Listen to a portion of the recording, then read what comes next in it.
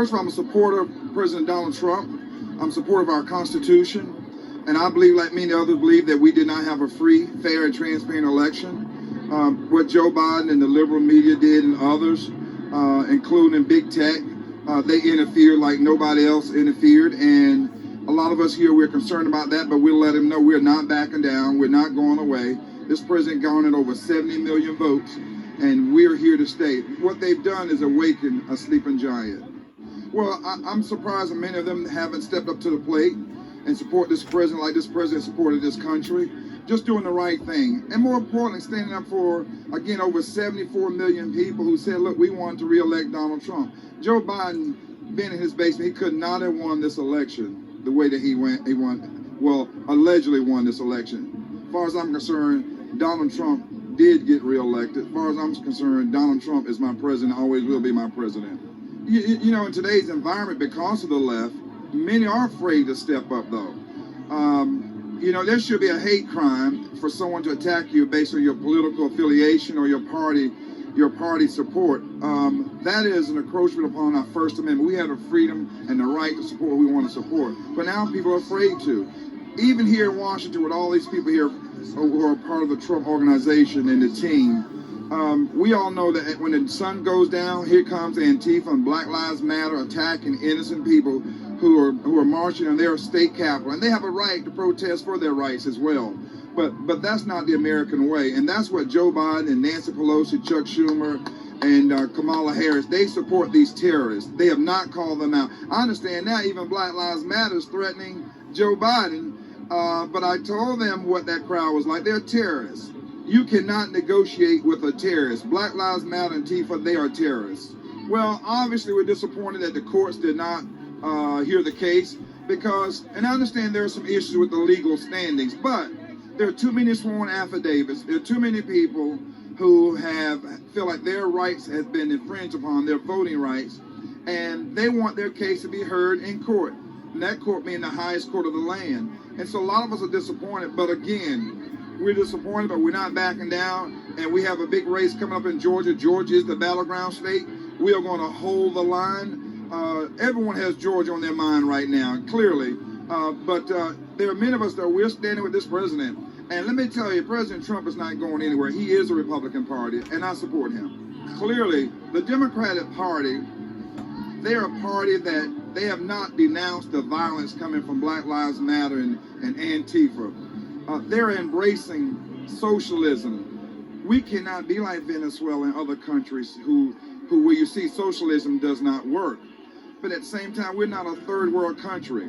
Our vote and everybody's legal vote should count, and it matters. And the Democrats don't support those principles. They want to defund the police department. The police is the only thing that's standing between chaos and community. If you defund the police and we don't have police to protect us, what kind of country we're going to have? And so when I see the left, when I see what they're embracing now, socialism and communism, and then our First Amendment, the freedom of speech, and now they even burning churches. Can you believe that? And when the liberal media just completely shuts its eyes on what Joe Biden's son Hunter Biden was doing with China, and then now that the election's over, now they want to come out and try to start reporting on it. That tells you they've done more to interfere with this election than anybody I know. One last question. Yes. What message have you got for Georgia state legislatures right now? They need to come out and hold the line. They need to support a free, fair, and transparent election. They need to be vocal about it. It's not about certification, it's about rectification. We need to rectify, not certify. And I call on the Secretary of State to get it right. And we need to go into a special session as well. Okay, so I don't want to make too many comments, but this failure with the Supreme Court is not nothing. This is a major blow to the momentum of this movement. I have to say, I feel bad that I predicted such a thing, because I always suspected that the Supreme Court, there's a lot of justice in there that was nominated by Democrat, and as far as I'm concerned, a lot of higher ups all over the country in those supposed swing states that that are now in dispute, a lot of the higher-ups on the committee and whatnot, they're all bought by radical Democrats, or they themselves are radical Democrats. So we may lose America. And I say that with a heavy heart because there's not much that can be done apart from if the electorate college miraculously votes in Trump's favor, which I highly, highly doubt, or we have, I believe Congress can allow representatives from the state to have one vote each, and they can decide who will be president, or maybe some executive order can happen. But to me, that's only one part of the argument. I think that Trump should never concede this election. And I think Trump should do whatever he has to do to delegitimize, to exactly what this gentleman was saying. You need to rectify the situation because the swamp has gotten so big. It's encompassed every level of infrastructure, and there's nothing that can be done except put the criminals behind bars or put them on death row, make an example of them. And I believe in justice, but not justice that can just appear from nothing.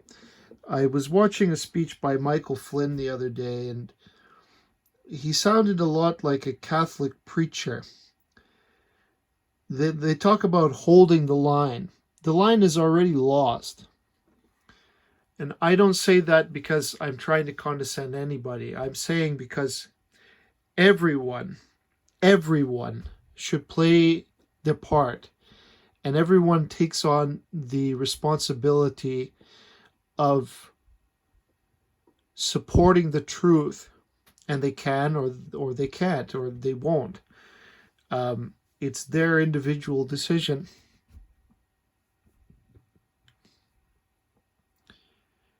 And I suppose we've been surrounded by fake nonsense for so long.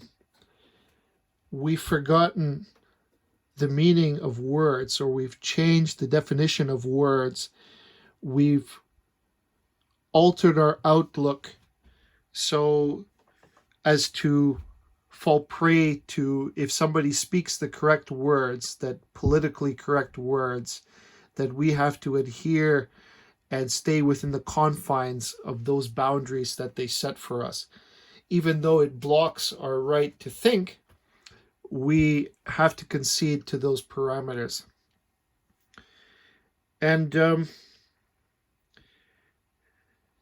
truth is that this may come down to a certain group of individuals who have high integrity. At least that's my hope. What I'm seeing thus far is that a massive group of individuals have lost integrity completely, and they have forgotten the sacred role in which they play. I say sacred because you have to take it in humility what your position is. And now I refer, of course, to the Supreme Court. I think that the judges that were on that panel voted expectedly, predictably, and that the conservative voices on that panel spoke too quietly or didn't speak at all. And that's the issue. Fear keeps people in line because everybody seems to know, even though they won't mention it, that the Democrats are the thugs and mafia of our time. And much bigger than that, because a mafia can only be one group, one family, supposedly. And this encompasses many, many, many, many, many different groups. So long as they have a similar hatred for Trump, that seems to band them all together. So I can say that the Supreme Court acted as cowards. I could say the Supreme Court acted as though nothing was going on, even though if they can see with their own two eyes the testimony. When somebody questioned me about, because there's lots of people that do that, they always say Trump already lost and Biden already won and there's no point arguing. I say, really? Why don't you have a look at the witness testimony from any of the states that they had committee hearings about this election fraud? And of course they say, oh, we don't have time, or that's nonsense. Anybody could have said those things and whatnot. But I mean, if you really have eyes to see, you can see that the witness testimony is just ordinary people performing their duty and who are honorable enough and brave enough to come forward and testify to the wrongdoings that they've seen and nothing more. They are the true American patriots. They're people that fell in love with this country because this country gave them everything. And their loyalties to the states, their loyalties to the true president. And we can pretend like that's sentiment and that it means nothing. But to me, it doesn't mean nothing. It means everything. The integrity of a few brave individuals that were willing to come forward in truth and defend the truth despite persecution. Because anybody who doesn't think that those witnesses are under duress every moment, every second, since they've made those statements, is a fool. The witnesses that came forward are extremely brave and afraid of nothing. Maybe for their children's lives, but they're not afraid for nothing. I look at this lady. She was in my previous video, and she was a IT, I guess a programmer for Dominion, but she was like a freelance programmer, and so gallantly she defended her point. In spite of this crazy Democrat on the panel who's acting hysterically and calling them all liars, even though they were on their affidavit the whole time, and they would have gladly sworn in. Those are the kind of people that every one of the witnesses that Giuliani brought forward,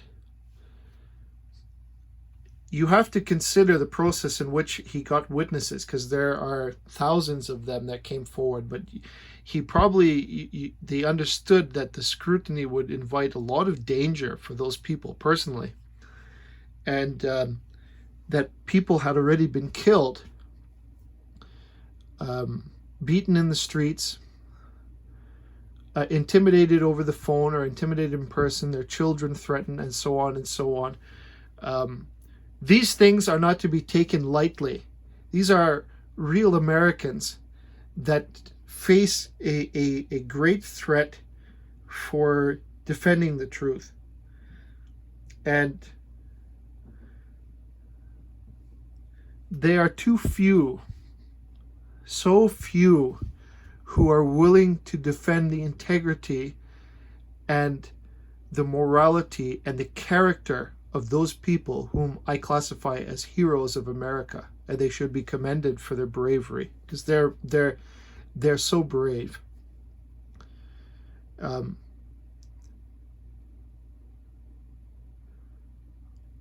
What makes me the most infuriated is that the Supreme Court has everything at their disposal to make this situation right, and it is their prerogative. No, it is their duty. It is their God-given duty to make the situation right, to uphold justice.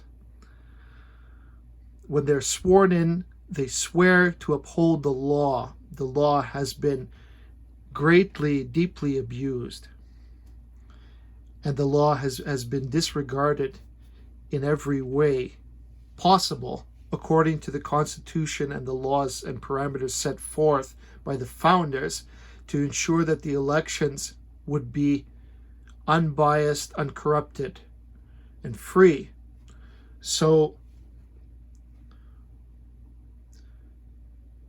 nowadays, we've been so far removed from those principles because we have allowed a lot of abuses to occur in society in the name of compassion or whatever words that you want to use. And that movement has led us farther and farther and farther to the radicalized left. But when I look at the rallies of people for Trump, the beautiful rallying of people here, look at. I see so many hopeful hearts that voted.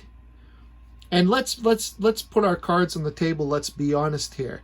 Joe Biden did spend a lot of his time so-called campaigning, hiding in a basement somewhere, sleeping. And when you look at the Biden rallies, nobody comes to a Biden rally because Biden himself is a bully. Several people that he was trying to campaign, he's campaigning for, I seen how he behaves in public. Either he acts like a senile old fool, or he likes to bully people into believing his point. That these are the people whose votes you aim to win, and you're trying to intimidate or menace them. He cannot menace anyone, of course. These are young workers. They simply show respect because he's an old man and maybe a politician they might vote for, despite his bad behavior. But I could never... Biden doesn't inspire anybody. That's the truth. Biden cannot create a rally like this unless they pay everybody to be there. You know, Trump, if there's a Trump rally, people will come in by the masses. It's something about Trump that his leadership inspires people. And at a certain point, even your political lines can be blurred. Because when you say something like, God bless the United States, they all fall under that cause, or that we can help make America great. That anybody who's a patriot can rally behind that cause. So it's very important to keep in mind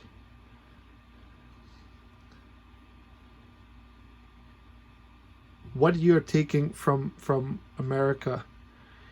If you're willing to concede that Biden is the victor, which he could only be the victor by cheating and no other way. So